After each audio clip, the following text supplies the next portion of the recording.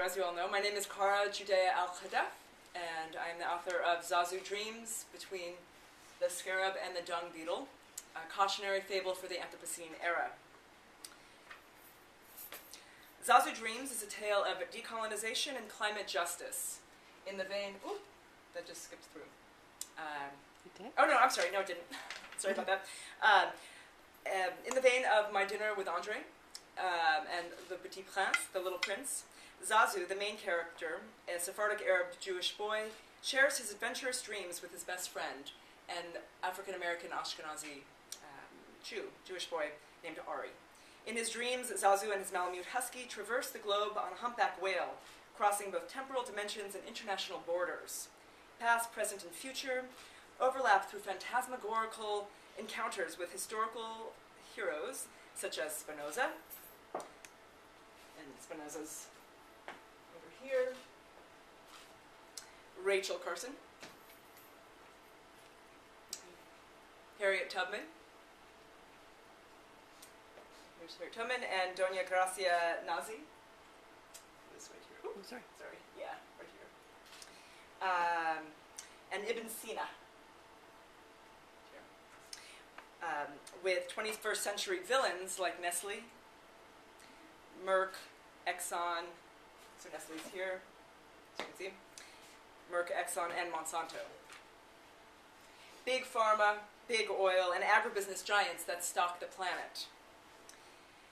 So I wrote the main text, which is in conversation with image throughout the first part of the book. And then the second part is about 400 footnotes of historical, economic, environmental, literary references. That's the back section. And then my mother did the paintings. Our mother-daughter artist-author team integrates two seemingly unrelated topics, Jewish and Arabic philosophies with consumer convenience petroculture. This cautionary fable for adults, written as a children's narrative, incites audiences to question the vast implications of the vital, yet precarious concept of sustainability. So the characters are Zazu, and he's actually about 10 years old in the book, and his best friend Ari, the Mushushulu, the Neo-Assyrian Iraqi dragon who they meet in Iraq, the humpback whale, their travel companion, evil eye, a hamsa, both symbols of protection, and of course the beetle, and Kokomiso, his travel partner. And as I read through the characters, I'm also going to be reading extraordinarily excerpted, so some of the footnotes are 3 pages long, and I'll reduce them to 1 sentence or less. And as I do that, I will indicate that with my hand behind my ear, and if you feel compelled, you can respond by placing both your hands behind your ears. And if there are, I don't think there are in these excerpts that I pulled out, translations from Ladino, which is 15th century Spanish, the language of the Sephardim, combination of Arabic, Hebrew, and then whichever country they inhabited, Turkey, Greece, Bulgaria, Italy. Those translations, I'll put my hand on the side for translating into English. And so in each chapter, Zazu visits a different Asian, African, and Middle Eastern country where Jews come from. Each chapter focuses on a different ecological catastrophe, including plastic pollution in the ocean, water politics, environmental refugees, chemical overload, deforestation, desertification, ocean acidification, and greenwashing consumerism, convenience culture. In each case, the characters become more aware of the environmental relationship to humanitarian abuses, while in each country they witness historical examples of social permaculture and symbiosis among humans and within the natural world. So I will read from one chapter. It takes a village. Zazu and his companions travel through underground tunnels and find themselves in Iraq, en route in their search for the infamous healer, the Persian healer, Ibn Sina. Kokomiso got a little edgy. She was behaving strangely. She began to dig and dig and dig, and dug up what looked like a fossil, a mosaic of some kind of animal reptile that looked like a dog or a big cat. We weren't sure if it was a real fossil or had been hidden there by Joha the trickster. The mosaic opened its fiery mouth, speaking directly to Kokomiso. I am not you. I am a Mushushuhu. I am a dragon, have you heard? Part serpent, part bird. I live as both, in both earth and air, water and land in Iraq and Iran. I cannot be seen, for I breathe the in-between. But you, dog and boy, know that I am here once you leave our atmosphere. I speak with candor, my home was split, and now you must find the amber. The Mushushuhu is a Neo-Assyrian Iraqi dragon mosaic found at the Gate of Ishtar in Babylon, ancient Iraq. What in the world was the scaly creature saying?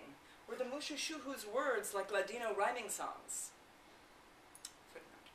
Traditional Sephardic rhyming songs were adaptations of biblical stories, particularly from the Midrash. Similarly, African-American slaves communicated among themselves in riddles that the white slave owners could not understand. Kokomiso was listening intently. She looked a little perplexed as she unraveled the Mushushuhu's words. It continued. Those who are deaf to history say it is a sham, even though Iraq was the birthplace of your patriarch Abraham. Since you found me, I can finally return to my home in Iraq. I will carry you through as we explore each and every cranny and crack. We will travel across ancient Mesopotamia, the land that lies between the two great rivers that now lack. Footnote. Surrounded by desert, the ecoregion of the Tigris-Euphrates included shallow lakes, swamps, and vast marshes. An extraordinarily rich agricultural area, this part of the Fertile Crescent was once known as the cradle of civilization. Now many nations and megacorporations fight over ownership of water rights. Irrigation strategies that dam the Tigris-Euphrates benefit Turkish residents, while they reduce Syrians' access by 40% and Iraqis' access by 90%. Iraq suffers significant water shortage and reduced crop yields because of drought. Their infrastructure, like in Flint, Michigan, Newark, New Jersey, and much of the United States, must also recover from years of neglect and conflict. The result of these water battles is deepening violence over water rights, not water shortage. There is plenty of water for all, and as with our international epidemic of malnutrition, there is more than enough food in the world. The problem is not quantity, but rather distribution, infrastructure, and quality. Across the Tigris Valley Euphrates Valley river system we go, since you found me in the spaces between the sand grains, I know. Footnote. Sand grains are porous and permeable. The world's largest accumulations of oil and gas are found in the spaces between sand grains. Like Spinoza, as a lens maker for the microscope and telescope, and Rachel Carson was in awe of the simultaneity of macrocosms and microcosms, worlds literally between grains of sand. She tells us our human senses cannot grasp its scale, a world in which the micro droplet of water separating one grain of sand from another is like a vast, dark sea. We soon arrived at Babylon's Ishtar Gate, adorned with dragons and canine-like creatures. When I asked the Mushushuhu how the Mesopotamian king could build a tribute to Ishtar, the goddess of love, and also destroy Jerusalem, it snarfled, Ishtar is not only the goddess of love. Ishtar is the goddess of war, festooned between the Tigris and the Euphrates were the many hearts she tore. I do not care that I have no dragon's lair, but this is my home, so I no longer have to roam. Once inside the gate, it is my fate to return to my original fragmented state. But before I shift, remember, only we can heal the rift. The Mushushuhu interrupted itself and sputtered. This is where we all joined in. A colony of beavers. A colony of aspens. A murder of crows. A flutter of butterflies. A zeal of zebras. A parliament of owls. A covey of quail. A string of ponies. A knot of frogs. A mob of kangaroos. A troop of macaques. A bloat of hippopotami. A caravan of camels. A comfort of cat. An opera of canaries. An exaltation of larks. A quivering of cobras. I'll say it. A bouquet of hummingbirds. Bouquet of hummingbirds. A leap of leopards. A mischief of mice. A yoke of oxen. A sounder of warthog. A raft of otter. A galaxy of starfish. A murmuration of starlings. A raffle of turkeys. A mess of iguanas. A watch of nightingales. A churn. A herd of gazelles. A bale of turtles. A bed of urchins. A pod of whales. A crash of rhinoceroses. A walk of snails.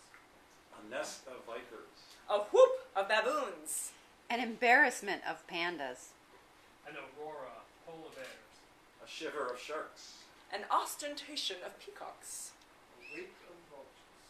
A stand of flamingos. A stand of trees. A gaggle of geese. A hum of bees.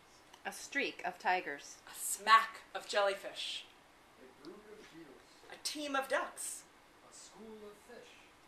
A village of... With that, the Mushashuhu re-disassembled, becoming a mosaic once again. A village of what? A village of people? I remember after Barack Obama was elected president, I heard that Nigerian proverb a lot. It takes a village. Was our babbling dragon friend reminding us of convivencia? And convivencia is the time during the Golden Age in Spain when the Jews, the Moors, the Christians lived in relative harmony with one another. Of communal symbiosis, of reconnecting through the commons. Footnote. Schools of fish illustrate the crucial importance of working collaboratively in order to protect themselves from their predators.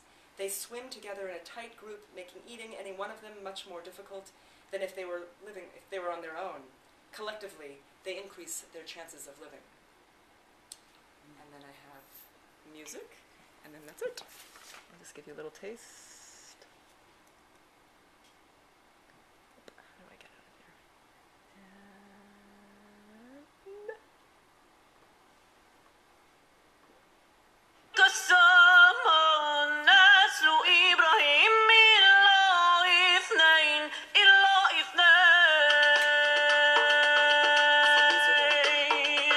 Appropriate symbols.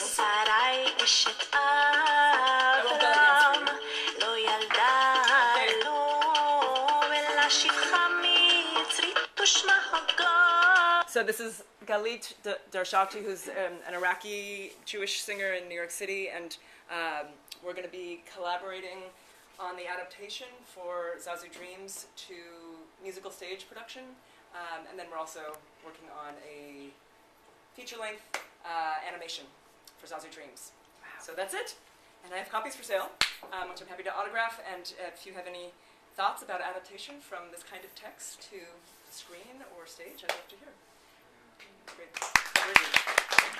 Okay, thank you. And now